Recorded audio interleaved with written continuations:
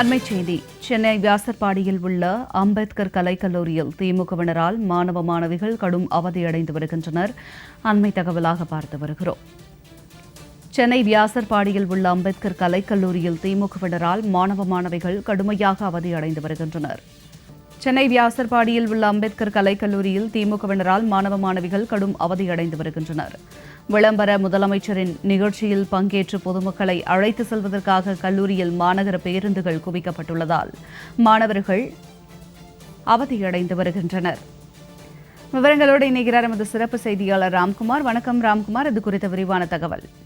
ஜனனி, செங்கல்பட்டு மாவட்டம் கோவளம் அருகே உள்ள திருவிடந்தையில் திமுகவோட வாக்குச்சாவடி முகவர்கள் ஆலோசனை கூட்டம் இன்று மாலை நடைபெறுகிறது. இதற்காக முதலமைச்சர் ஸ்டாலின் தற்போது அங்கிருந்து வீட்டிலிருந்து கிளம்பி இருக்கிறார்.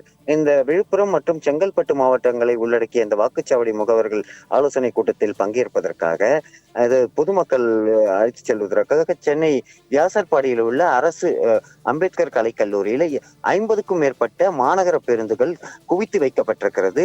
மாணவ மாணவிகள் விளையாடக்கூடிய மைதானத்தில் 50க்கும் மேற்பட்ட பேருந்துகள் குவித்து வைக்கப்பட்டுள்ளதால் மாணவ மாணவிகள் விளையாடுவதிலோ கல்லூரியிலிருந்து வெளியே வருவதில் சிக்கல் ஏற்பட்டிருக்கிறது.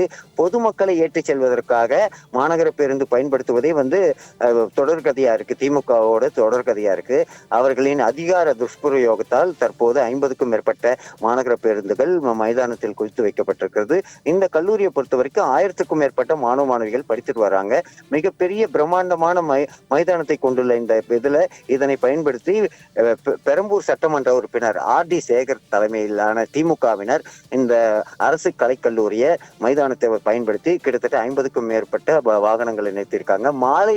இன்று மாலை நடைபெறும் நிகழ்ச்சிக்காக இன்று அதிகாலை முதலே மாநகர பேருந்துகள் நிறுத்தி வைக்கப்பட்டிருக்கிறதால மாணவ மாணவிகள் அவதி அடைந்தவராக, குறிப்பா காலை வேளையில விளையாடக்கூடிய மாணவ மாணவிகள் தற்போது விளையாட முடியாமல் வகுப்பறைக்குள் முடங்கி இருக்கக்கூடிய சூழ்நிலை இருந்து வருது. தொடர்ச்சியா இந்த வடசென்னை பகுதிகளை பொறுத்த வரைக்கும் அமைச்சர் சேகர் பாபு, பெரம்பூர் சட்டமன்ற உறுப்பினர் RD சேகர் உள்ளிட்டோர் பொதுமக்களையும் அதே போல அரசு இடங்களையும் அரசோட இயந்திரத்தையும் தவறா பயன்படுத்தி திமுகவுக்கு ஆதரவாக செயல்பட்டு வருவது தொடர்கதையாக இருக்கிறது.